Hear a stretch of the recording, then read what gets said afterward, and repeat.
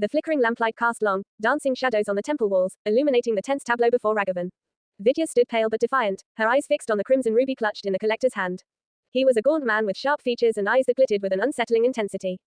So, the collector's voice was a low rasp, devoid of any warmth. The dancer knew more than she let on. He didn't look at Raghavan, his focus entirely on Vidya and the gem. The anklet, a clever hiding place for the map, wasn't it?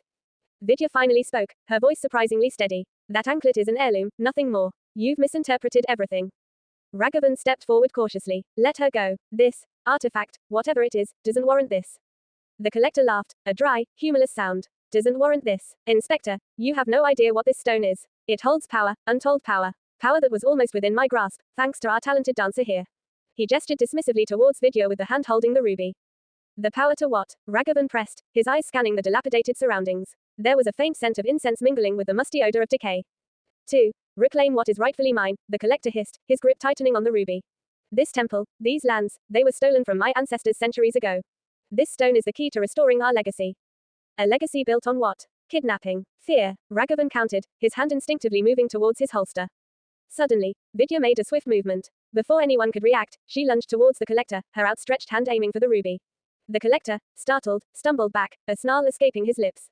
In the brief struggle, the ruby slipped from his grasp and skittered across the worn stone floor, coming to rest near a crumbling pillar.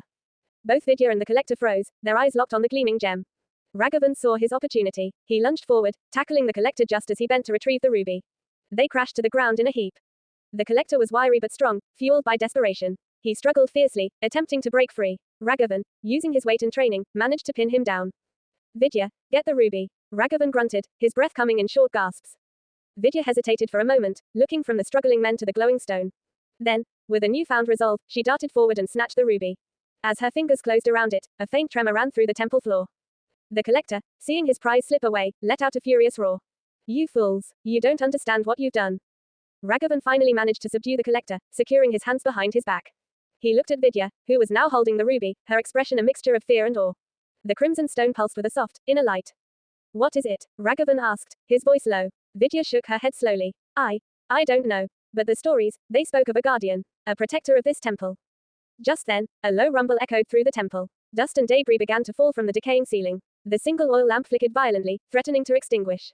We need to get out of here, Raghavan said urgently, pulling Vidya towards the temple entrance. As they hurried out into the humid night, leaving the furious collector behind, the rumbling intensified.